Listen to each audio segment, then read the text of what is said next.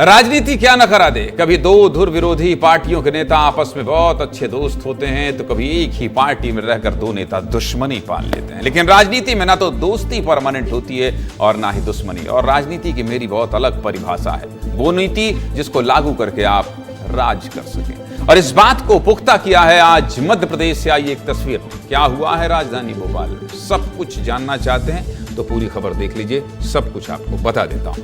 मध्य प्रदेश की राजनीति में दिग्विजय सिंह को समझना मुश्किल ही नहीं नामुमकिन है। यह डायलॉग मेरे प्रोड्यूसर अमर सिंह का है। दिग्विजय कब क्या कर जाएं, क्या बोल जाएं, किससे मिलने पहुंच जाएं, किसे आशीर्वाद दे दें, किसे गले लग जाएं, आगे की लाइन नहीं बोलूंगा, शायद भगवान भी नहीं जानते होंगे। और कुछ यही हुआ है गुरुवार की सुबह दिग्विजय सिंह कांग्रेस के नेता प्रतिपक्ष उमंग सिंगार के घर पहुंच गए।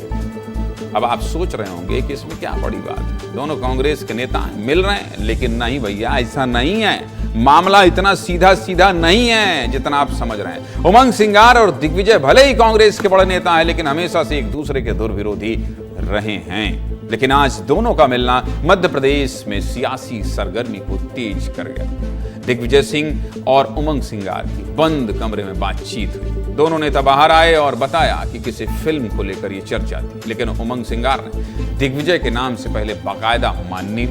आज आपको दोनों नेताओं के संबंध भले ही मधुर नजर आ रहे हैं, लेकिन पहले ऐसा कभी नहीं रहा। आज से ठीक 6 साल पहले जब मध्य प्रदेश में कांग्रेस की सरकार थी और उमंग सिंगार वन मंत्री थे, तो उन्होंने दिग्विजय सिंह पर कई आरोप लगाए थे। उमंग सिंगार ने तो यहां तक कह दिया था कि दिग्विजय सिंह रेत की चोरी करते हैं, पैसा लूटते हैं और पर्दे के पीछे से सरकार चलाने की कोशिश करते हैं। दिग्विजय सिंह पर खुलकर हमला बोला था उन्होंने। बात केवल यहीं तक सीमित नहीं रही, इसके अलावा भी दोनों के बीच समय समय पर तकरार दिखती रही है। कब क्या हुआ है आपको बता देता हूं, ये भी आपको विस्तार से दिखा देता हूं। देखिए, दरअसल साल 2019 में जब मध्य प्रदेश में कमलनाथ की सरकार थी, तो उमंग सिंगार ने दिग्विजय सिंह को शैडो सीएम बताया था। यहां तक कह दिया था कि सारे फैसले दिग्विजय सिंह लेते हैं। उमंग सिंगार ने कांग्रेस आला कमान को पत्र लिखकर चिट्ठी सार्वजनिक रूप से दिग्विजय सिंह की शिकायत की थी। और क्या किया था, इसके अलावा संगठन के मामलों में भी समय समय पर दिग्विजय और उमंग सिंगार की अदावत देखने को मिलती रही। टिकट वितरण के समय भी दोनों की नाराजगी खुलकर सामने आई थी। दोनों नेताओं की अदावत सरकार गिरने के बाद भी सामने आई।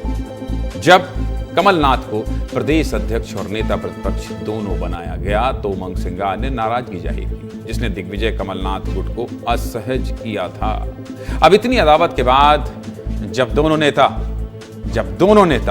फिल्म बनाएंगे तो चर्चा तो होगी।